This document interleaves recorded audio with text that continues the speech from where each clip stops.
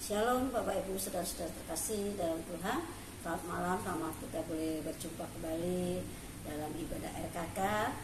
Malam hari ini kita boleh bersyukur kepada Tuhan jika Tuhan masih memberikan kesempatan bagi kita untuk kita boleh bersama-sama bersekutu dengan firman Tuhan. Mari kita satukan hati kita untuk kita boleh mendengar firman Tuhan dengan doa. Bapa, di dalam nama Tuhan Yesus Kristus kami bersyukur jika pada hari ini Tuhan kami masih diberikan kemurahan oleh Tuhan untuk kami boleh bersama-sama bersekutu walaupun kami tidak saling berjumpa secara langsung Tuhan, namun kami percaya roh kami yang sama, roh yang rindu senantiasa untuk bersekutu Tuhan. Kami percaya di mana kami hadir, di mana hati kami menyembah Engkau, Engkau hadir bagi kami ya Bapa. Oleh sebab itu Bapa, kami sangat bersyukur kepada Tuhan dan kesempatan pada malam hari ini Tuhan, kami rindu dan kami mau Tuhan Engkau memberkati bagi setiap kami ya Bapak Surgawi dengan setiap perkataanmu yang mengandung janji, perkataanmu yang membawa hidup kami ke dalam kebenaran, membawa kami untuk hidup bersama-sama Tuhan. Mari Tuhan urapi setiap hati, telinga, pikiran kami. Ketika kami boleh mendengar, kami diberikan hikmat pengertian dan untuk kami boleh mengerti kehendak Tuhan, dan kami diberikan kecakapan untuk kami boleh melakukan kehendak Engkau. Urapi hamba-Mu yang akan memperkatakan ya Tuhan, dengan kuat kuasa Roh Kudus-Mu. Kami siapkan Tuhan setiap kami untuk kami boleh mendengar firman Tuhan. Dalam nama Tuhan Yesus kami berdoa dan mengucap syukur. Haleluya. Amin. Puji nama Tuhan. Bapak Ibu saudara-saudara terkasih dalam Tuhan, mari kita bersama-sama belajar kebenaran firman Tuhan. Biarlah kita senantiasa mengisi hari-hari yang Tuhan masih berikan ini untuk senantiasa dekat dengan Tuhan, untuk terus belajar tentang kebenaran firman Tuhan. Mari kita membaca di dalam pembacaan firman Tuhan di dalam 1 Petrus 4 ayat yang ke-7 sampai yang ke-10. 1 Petrus 4 ayat yang ke-7 sampai yang ke-10. Kesudahan segala sesuatu sudah dekat. Karena itu kuasailah dirimu dan jadilah tenang, supaya kamu dapat berdoa. Kita akan baca satu persatu dan kita akan membahas satu persatu. Saya baca dulu ayat yang ke-7, nanti kita akan lanjutkan dalam pembacaan yang selanjutnya. Ya, dikatakan kesudahan segala sesuatu sudah dekat. Karena itu kuasailah dirimu dan jadilah tenang. Ya. Tema firman Tuhan pada malam hari ini adalah hidup orang Kristen. Ya. Kesudahan segala sesuatu sudah dekat. Ya. Kesudahan segala sesuatu dekat. Ya. Kalau kita berbicara kesudahan segala sesuatu dekat, pasti asumsi seseorang pasti mengatakan bahwa hari kiamat atau hari akhir zaman. Ya. Ini adalah hari akhir zaman, mendekati hari kiamat, hari datangnya Tuhan, ya, hari kehancuran bumi ini. Karena kita tahu bahwa bumi ini akan lenyap, tapi yang tinggal hanyalah firman Tuhan. Firman ini disampaikan, ya, suratan ini suratan Rasul Petrus, ya, 2000 tahun lampau ini disampaikan, dan ini menjadi satu suratan dan pesan bagi seluruh, ya, bangsa Israel juga saat ini kita yang baca dan mendengarnya. Bapak Ibu saudara-saudara terkasih dalam Tuhan, mungkin kita berkata mulai dahulu katakan Tuhan sudah dekat, kesudahan sudah dekat. Bahkan waktu Yesus juga berkatakan bahwa kesudahan sudah dekat, hari sudah dekat. Yohanes juga mengatakan demikian. Bertobatlah, menyerukan suara pertobatan ya, kedatangan manusia sudah dekat. Hari Tuhan sudah dekat, ya. Bapak Ibu saudara-saudara, kesudahan segala sesuatu sudah dekat. Artinya bahwa kita tahu bahwa hidup kita ini terbatas, ya. Hidup kita ini terbatas. Lalu kita tahu bahwa bumi ini pada akhirnya akan lenyap. Artinya bumi ini juga terbatas, ya. Itu oleh sebab itu Rasul Petrus mengatakan kesudahan segala sesuatu itu sudah dekat, ya. Jadi jangan sampai kita sebagai orang-orang percaya kita hidup kita di bumi ini mau ingin berlama-lama atau mengatakan bahwa saya ingin masih umur panjang, hidup lama di bumi, ya. Sebagai orang-orang percaya bahwa kita tidak boleh terlalu lama tinggal di bumi karena bukan tempat kita, ya. Bahwa tempat kita adalah tempat yang Tuhan sudah sediakan, yaitu di surga, ya, di mana nanti kita akan bersama-sama dengan Allah, ya. Oleh sebab itu sudah sesuatu sudah dekat, gitu. Bukan artinya kiamat, tidak. Sudah dekat hari Tuhan, kapan Tuhan mau datang? Itu tidak ada orang yang tahu. Kata Tuhan, anak manusia pun tidak tahu, ya. Itu berkata, mengapa Yesus mengatakan bahwa anak manusia pun tidak tahu? Karena pada waktu itu Yesus berkata dalam posisi manusia, bukan secara Allah. Karena Yesus juga Allah yang dijadikan Tuhan, ya. Anak manusia pun pada waktu dia berkata tidak tahu. Nah, demikian kita, tidak ada seorang pun yang tahu bahwa kedatangannya adalah seperti pencuri dikatakan. Demikian, hari sudah dekat, kesudahan segala sesuatu sudah dekat. Artinya bahwa bisa saja, kapan saja, ya, ketika Tuhan mau datang menghampiri kita, mengambil nyawa kita, ya, tidak menentukan seberapa panjang umur kita. Bisa saja Tuhan panggil kita pada waktu kita masih di bayi perut, ya, baru lahir. Bisa juga waktu masih kanak-kanak, bisa juga masih muda. Ada banyak contoh anak-anak muda sudah dipanggil Tuhan, ya. Kan kata-kata, aduh masih muda, sayang, kenapa Tuhan panggil? Atau sudah berkeluarga, anaknya masih kecil, Tuhan kenapa diambil orang-orang yang kita kasih? Atau ya sudah lanjut usia, ada juga yang berusia 90 tahun. Kita tidak pernah tahu. Oleh sebab itu, kesudahan sudah dekat itu memperingatkan bagi setiap kita bahwa kita tidak bisa lama-lama. Usia kita, hidup kita ini terbatas di bumi, ya, dekat. Oleh sebab kita harus selalu memperhatikan kehidupan kita sebagai orang percaya. Oleh sebab tema ini mengatakan hidup, bagaimana hidup kita sebagai orang yang percaya. Hidup yang percaya, hidup orang Kristen. Kristen artinya pengikut Kristus, ya. Bapak Ibu Saudara-saudara, menjadi orang Kristen, orang yang percaya kepada Kristus itu pilihan Allah, ya, bukan pilihan kita.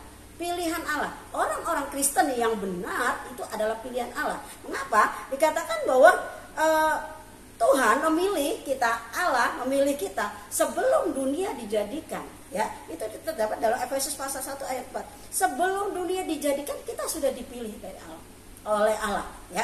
Artinya bahwa itu pilihan Allah, bukan pilihan kita.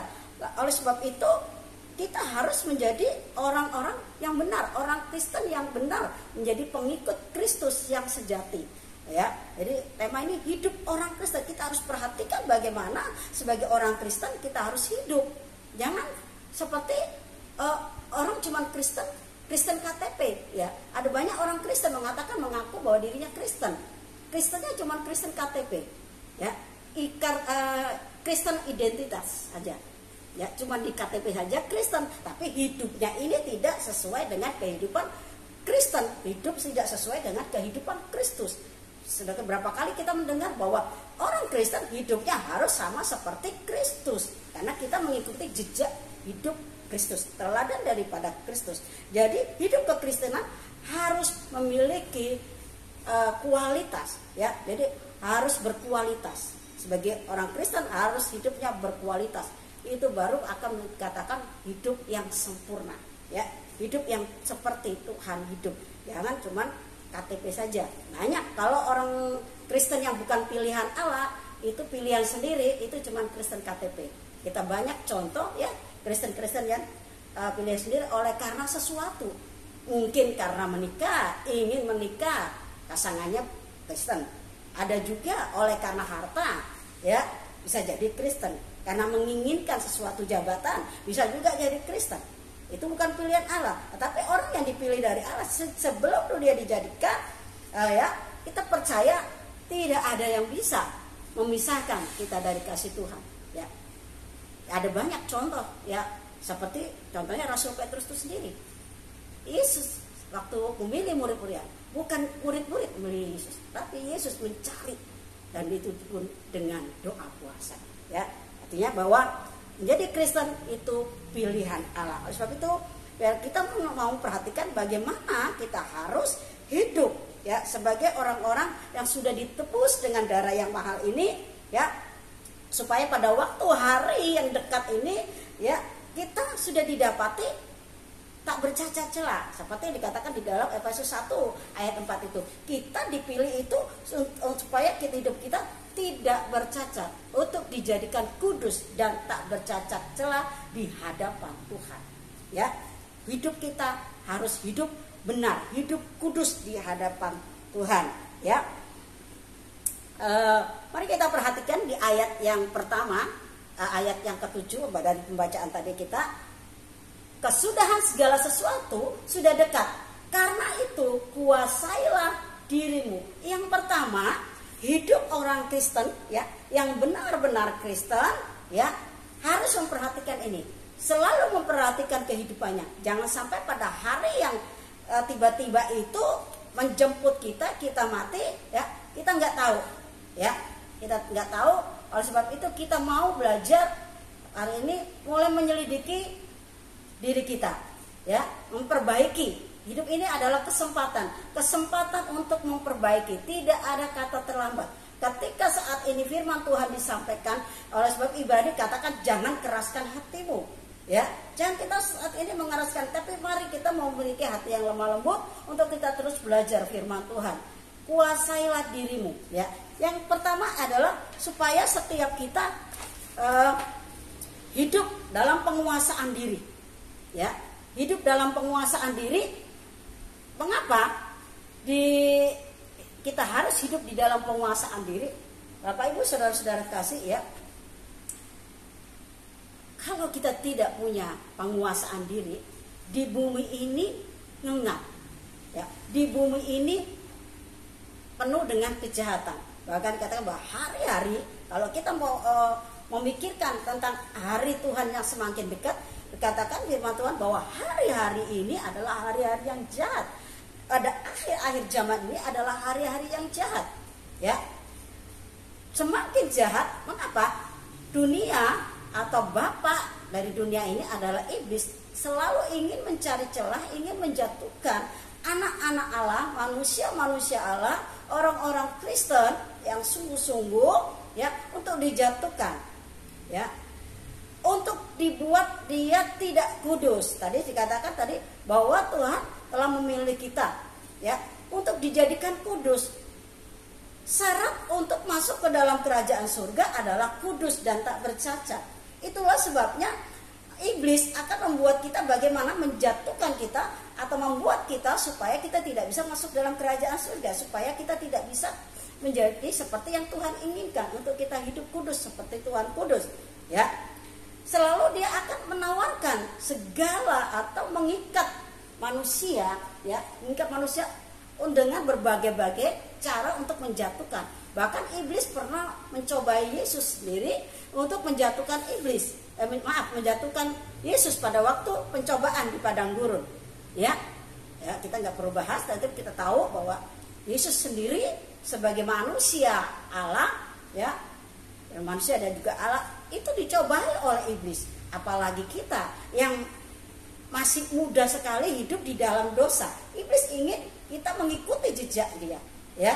Oleh sebab itu, itulah pentingnya kita perlu penguasaan diri, menguasai diri kita supaya kita tidak tertipu ya, kita tidak terlena dengan apa yang ada di dunia ini ketika saat ini kita ada di bumi. Seperti yang dikatakan di dalam 1 Yohanes 2 ayat yang 16, dikatakan 1 Yohanes 2 ayat 16, sebab semua yang ada di dalam dunia, yaitu keinginan daging dan keinginan mata serta keangkuhan hidup, bukanlah berasal dari Bapa, melainkan dari dunia. Iya.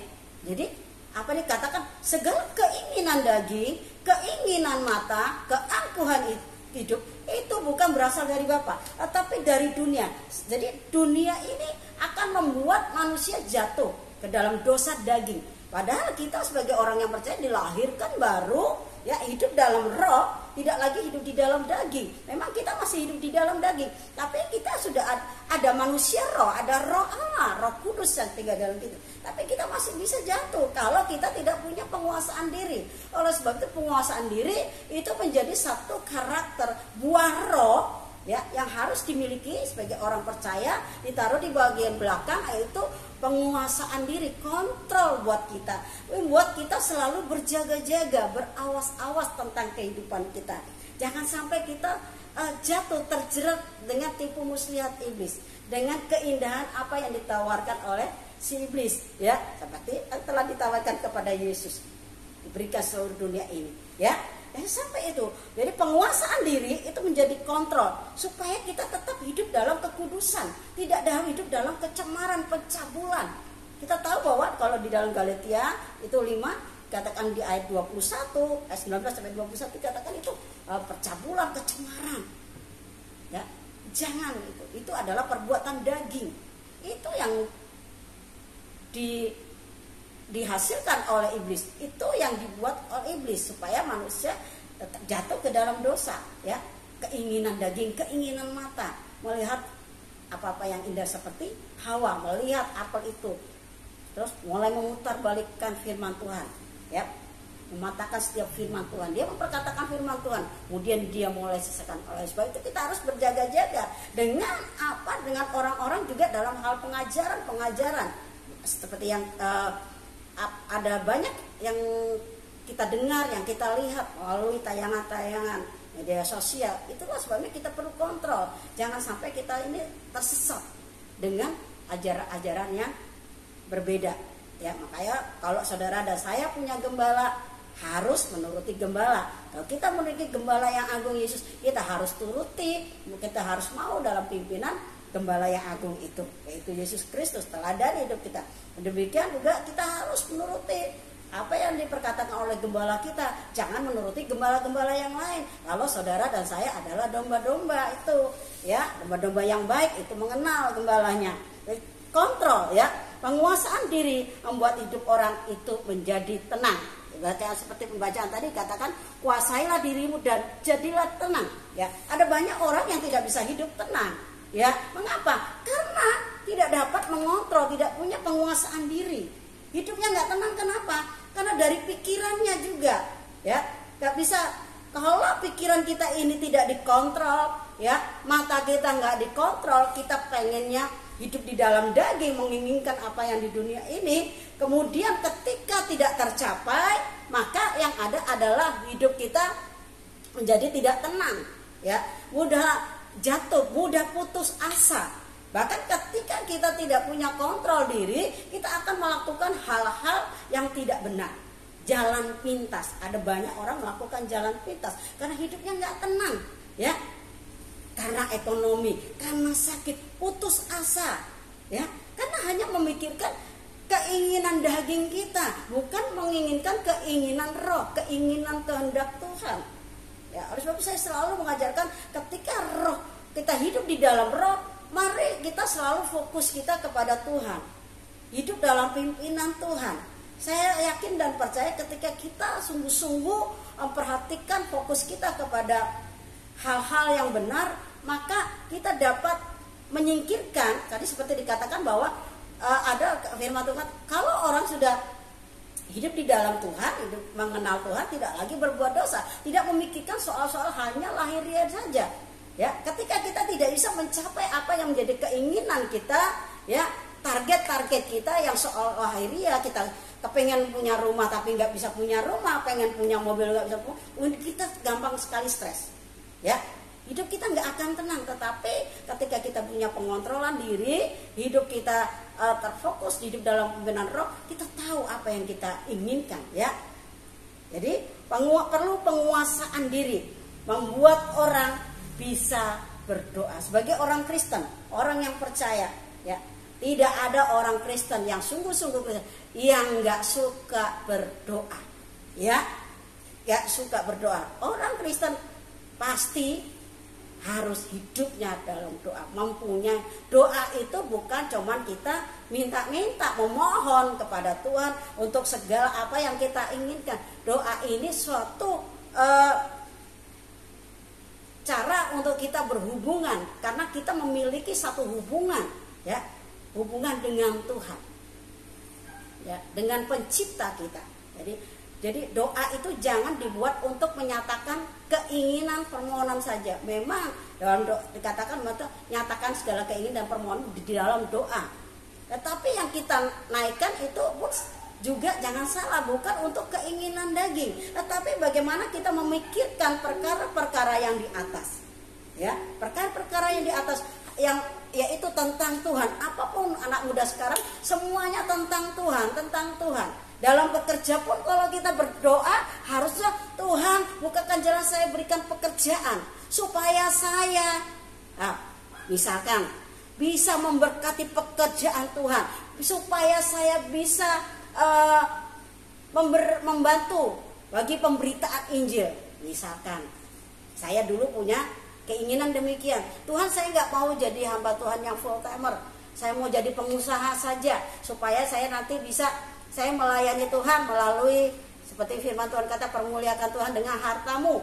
Ya, saya ingin membantu penginjilan. Keinginan kita harus kita relasikan.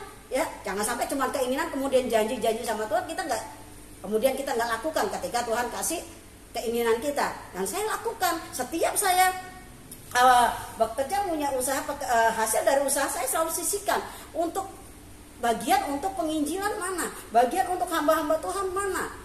Saya harus di paling belakang itu bagian saya, ya bagian saya. Jadi yang utama adalah bagian Tuhan, tentang Tuhan.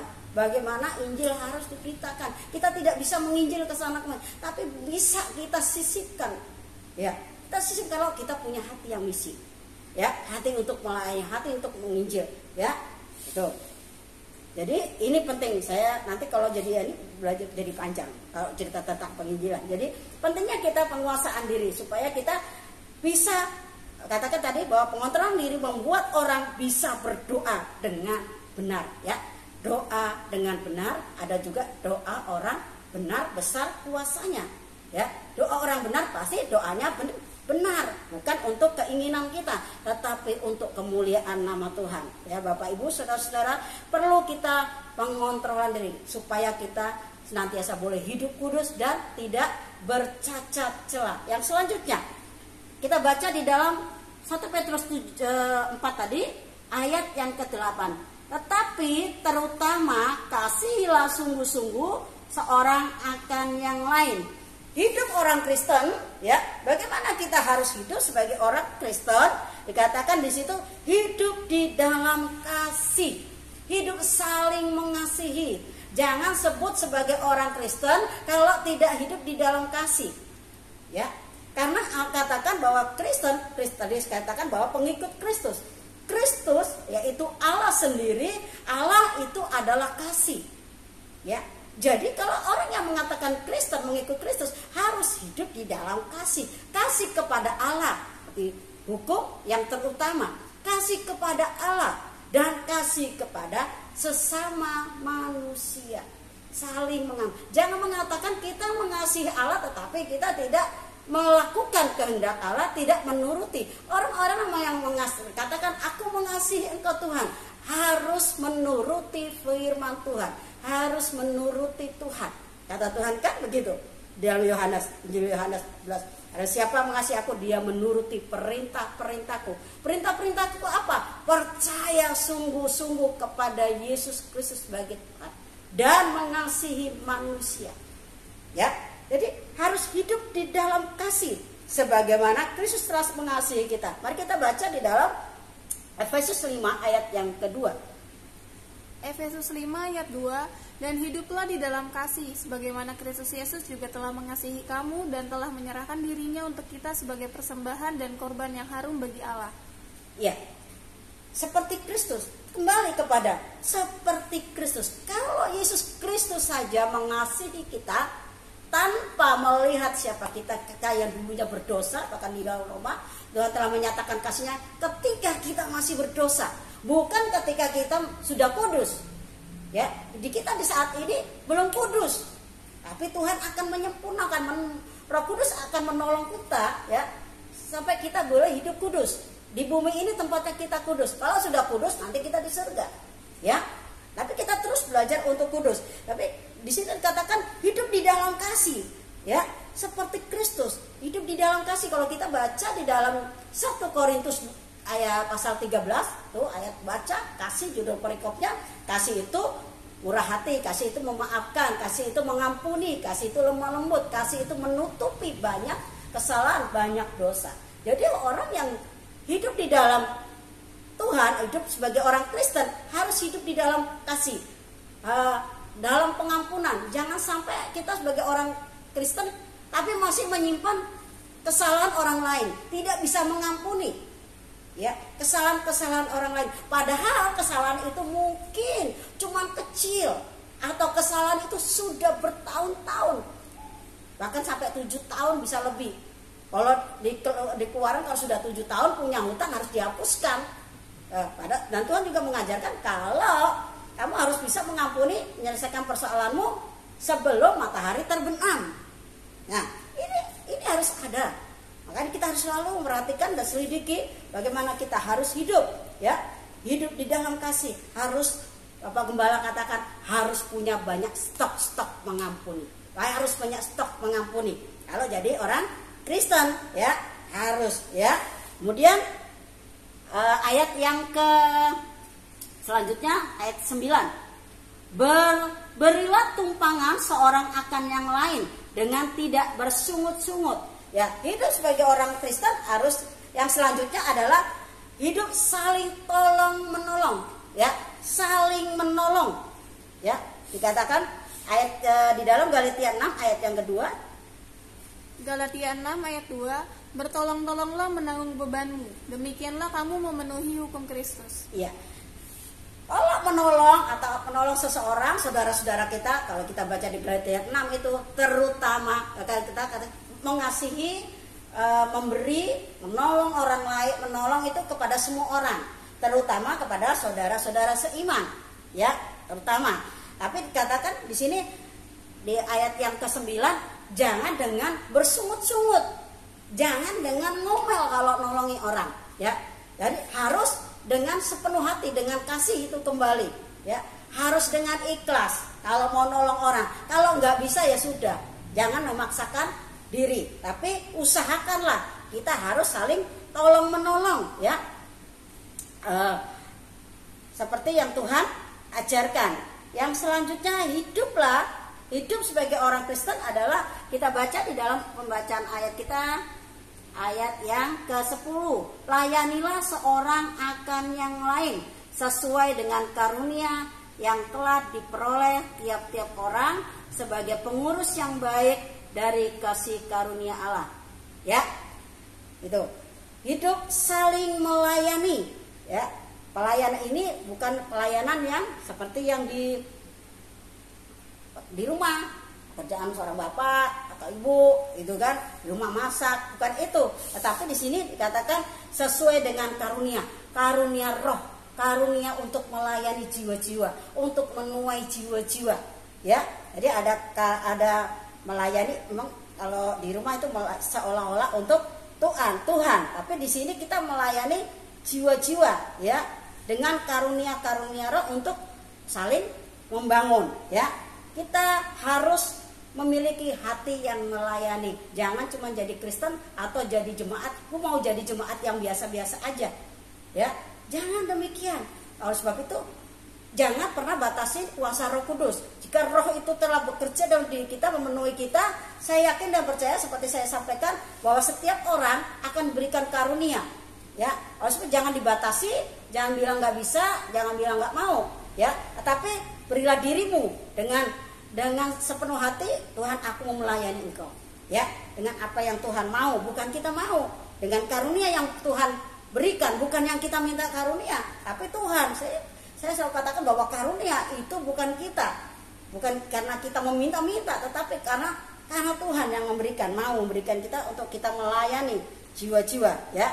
Kita memiliki hati misi, hati yang melayani, seperti Yesus Kristus. Kita baca di dalam Injil Markus pasal 10 ayat yang ke-45. Markus 10 ayat 45, karena anak manusia juga datang bukan untuk dilayani, melainkan untuk melayani dan untuk memberikan nyawanya menjadi tebusan bagi banyak orang. Nah, saudaraku yang terkasih, contoh dan teladan ini itu bahwa ketika Petrus menyatakan hidup saling melayani, itu adalah ajaran yang seperti Yesus katakan dan sudah Yesus lakukan, bahwa anak manusia datang ini bukan untuk dilayani tetapi melayani kita, ya. Dia memberikan teladan, dia mencuci kaki murid-muridnya. Itu apa katanya? Bahwa supaya mereka juga saling melayani satu dengan yang lain, saling merendahkan, jangan merendahkan hati, ya. Orang yang nggak punya kerendahan hati, sombong, ya, nggak mau melayani, atau ada bagian-bagian, biarin aja lah dia bagian ngepel, itu biar aja, main bagian khotbah, gitu ya. Ini tidak boleh ada di dalam diri seorang yang percaya. Harus saling melayani satu dengan yang lain, ya, seperti teladan Yesus, ya. Jangan jadi jemaat biasa. Bapak Ibu, saudara-saudara yang dikasih Tuhan, biarlah apa yang kita pelajari malam hari ini, saudara-saudara, kita mau senantiasa memperhatikan kehidupan kita, ya. Kalau hari ini firman Tuhan mengatakan hiduplah sebagai orang Kristen yang benar, pengikut Kristus yang sungguh-sungguh benar, sehingga pada waktu hari yang dekat yang kita tidak tahu itu seperti pencuri itu, kita ini sudah siap menjadi orang kudus dan tak bercacat celah di hadapan Tuhan. Kita sudah siap. Jangan sampai Bapak Ibu, saudara-saudara, saya dan saudara ini menjadi, ya, seperti yang firman Tuhan, dan kita menggenapi firman Tuhan, ada orang yang terdahulu jadi yang terbelakang, atau jangan sampai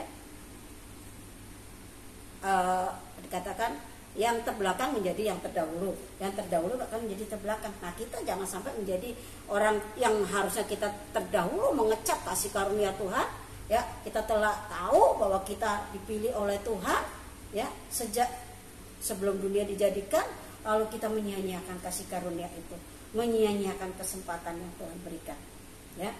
Lalu kita menjadi orang yang terbelakang, bahkan kita menjadi orang-orang yang ditolak oleh Tuhan, ya. Jangan sampai Bapak Ibu saudara-saudara yang dikasih, marilah kita senantiasa boleh memperhatikan kehidupan kita setiap hari, setiap saat, berusaha untuk hidup berkenan, hidup sesuai dengan kehendak Tuhan, ya.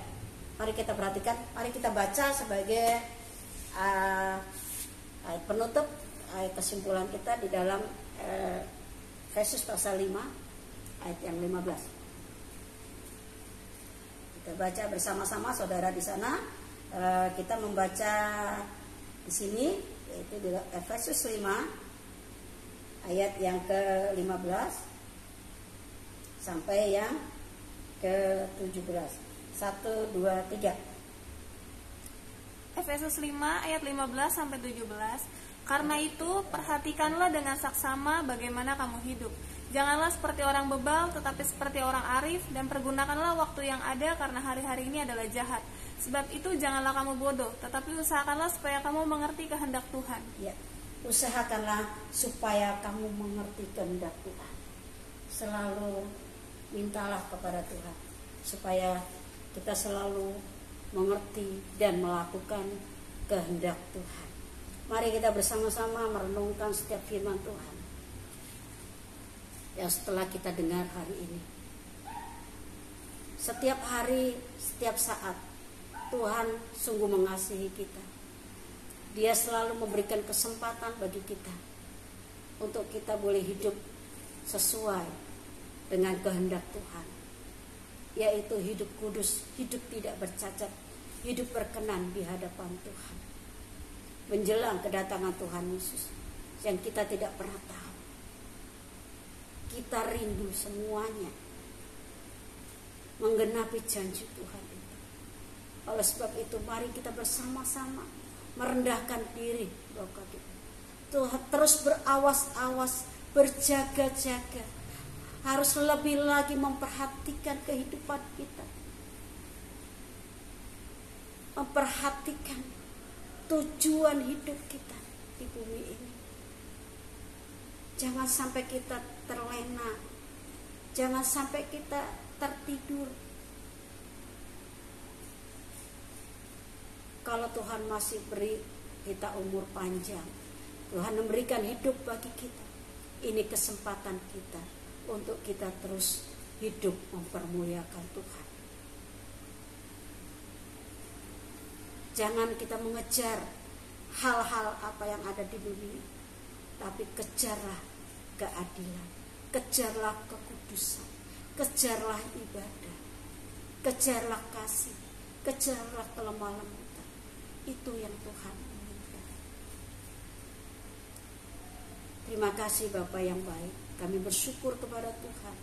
Kalau hari ini Tuhan telah berbicara bagi kami, menyatakan isi hati Tuhan.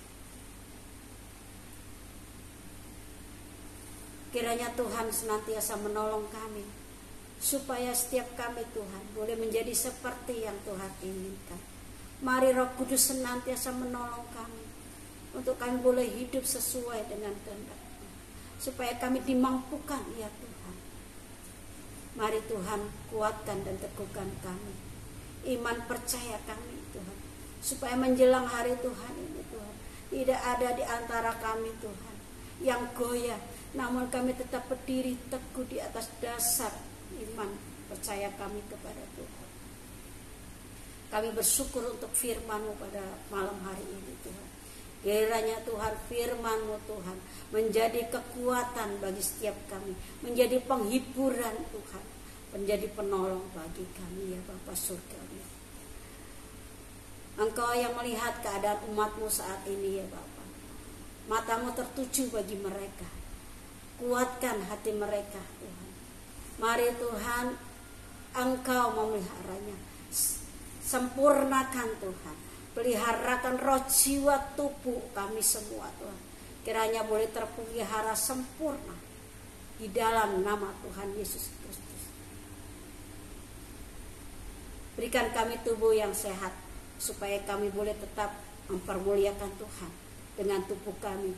Kami boleh melayani Engkau, melayani jiwa-jiwa yang Tuhan sudah tempatkan di sekeliling kami. Berikan kami Tuhan jiwa yang sehat Tuhan, supaya kami terus Tuhan bersama Tuhan. Hati Tuhan, roh yang menyala-nyala dalam kami melayani Engkau ya Bapa. Pikiran yang sehat Tuhan, supaya kami tidak lagi menginginkan apa yang ada di dunia ini, tetapi boleh menginginkan Engkau saja Tuhan.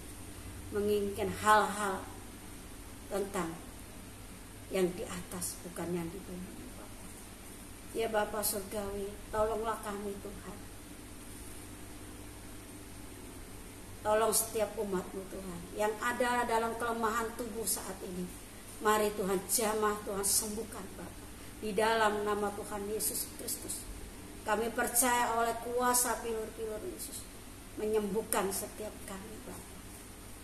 Di dalam nama Tuhan Yesus Kristus, Engkau memberkati umat-Mu saat ini.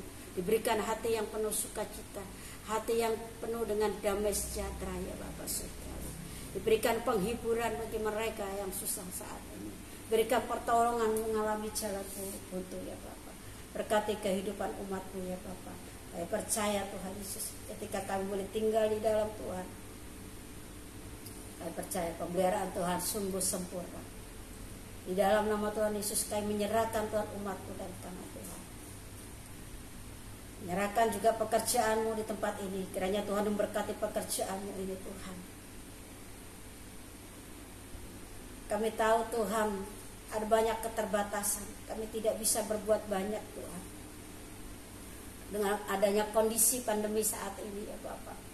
Namun kami percaya kuasa Tuhan yang tidak pernah terbatas. Kuasa Tuhan yang tidak bisa dibatasi dengan ruang. Kami percaya Tuhan Yesus. Ini pekerjaan-Mu Bapa. Pakai Tuhan kami, para pengurus, ya, mulai dari Bapak Gembala. Pakai setiap kami Tuhan, untuk terus kami boleh setia kepada Tuhan, melayani pekerjaan-Mu dengan karunia-karunia yang Tuhan sudah berikan bagi setiap kami. Para pengurus, berjemaat Tuhan, semua boleh mengambil bagian di dalam pelayanan ini Tuhan, sesuai dengan firman-Mu ya Bapa. Di dalam nama Tuhan Yesus, Engkau yang mengirimkan jiwa-jiwa untuk boleh mencari Tuhan, menjadi penyembah yang benar, di dalam roh dan kebenaran ya Bapa. Tuhan, kami rindu itu Tuhan. Kami percaya ketika namamu ditinggikan dan diagungkan, banyak orang datang mencari Engkau ya Bapa. Lingkungan kami, tempat kami boleh beribadah, Tuhan, Engkau juga memberkati mereka. Berkati Tuhan. Kami tidak tahu kapan kami harus beribadah, untuk kembali Tuhan secara online Tuhan. Tolong kami supaya kami boleh mempersiapkan segala sesuatunya ya Bapa. Di dalam nama Tuhan Yesus Kristus. Kami berdoa Tuhan bagi organisasi kami GSJP, wilayah daerah maupun tingkat pusat, Tuhan memberkati. Kiranya melalui wadah organisasi ini Tuhan, Injil Tuhan boleh diberitakan ya Bapa. Di dalam nama Tuhan Yesus kami berdoa bagi bangsa negara kami Indonesia. Berkati bangsa kami, ampuni segala dosa kesalahan bangsa kami ya Bapa. Berkati pemimpin-pemimpin kami dari tingkat pusat sampai tingkat di mana kami boleh berada, yaitu pemerintahan terkecil, RW RT. Tuhan tolong berkati mereka dengan hikmat-Mu, berikan kesehatan, perlindungan ya Bapak di dalam menghadapi setiap apapun yang terjadi di bangsa negeri kami, persoalan yang ada Tuhan tolong Tuhan pemerintahan kami ya Bapak supaya dapat menyelesaikan setiap apa yang terjadi Tuhan, baik pandemi ini, baik persoalan vaksinasi Tuhan, baik bencana-bencana alam Tuhan Yesus. Kami hanya bisa berserah kepada Tuhan, mohon belas kasihan Tuhan. Kalau boleh Tuhan, pandemi ini boleh segera berakhir ya Tuhan. Tuhan tolong kami, tolong bangsa negeri kami Tuhan, pulihkan negeri kami ya Bapak. Berkati para penjaga keamanan yang berjaga-jaga, Tuhan pakai untuk bisa mengamankan negeri kami dari orang-orang yang berniat jahat ya Bapak. Di dalam nama Tuhan Yesus Kristus.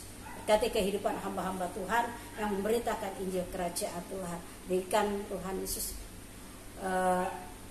hati yang menyala-nyala dalam melayani Tuhan, roh keberanian untuk menyerukan suara pertobatan di dalam nama Tuhan Yesus. Bapa di surga, kami telah menaikkan doa syafaat kami ya Bapa. Kami telah beribadah kepada Tuhan. Kiranya ibadah kami Tuhan boleh menyukakan hati Tuhan. Kiranya Tuhan yang menyempurnakan Tuhan ibadah kami saat ini ya Bapa. Kami serahkan Tuhan ibadah kami ke dalam tangan Tuhan. Persembahan kami yang kami kumpulkan Tuhan suci kuduskan supaya boleh menjadi berkat bagi pekerjaan Tuhan di tempat ini ya Bapa. Di dalam nama Tuhan Yesus, sebentar kami akan berpisah Tuhan melalui media ini Tuhan. Kami mohon berkat Tuhan untuk memberkati umat-Mu saat ini yang sudah bersama-sama bergabung untuk beribadah ya Bapa. Di dalam nama Tuhan Yesus, diberkatilah engkau yang percaya kepada Tuhan Yesus, diberkatilah engkau dan keluargamu, diberkatilah pekerjaanmu, diberkatilah lumbung-lumbungmu, diberkatilah tangan-tanganmu, apa yang engkau buat menjadi berhasil, diberkatilah pendidikanmu, diberkatilah buah kandunganmu, diberkatilah keluar masukmu, diberkati hidupmu supaya hidupmu menjadi berkat bagi banyak bangsa. Terimalah berkat, anugerah dan damai sejahtera dari Allah Bapa di surga, cinta kasih dari Tuhan Yesus Kristus, persekutuan penyertaan Allah Roh Kudus menyertai saudara dan saya dari sekarang sampai Maranatha.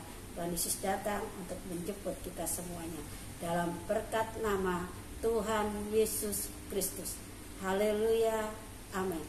Di nama Tuhan, Bapak Ibu saudara-saudara yang terkasih dalam Tuhan, biarlah kita boleh tetap setia mengiringi Tuhan.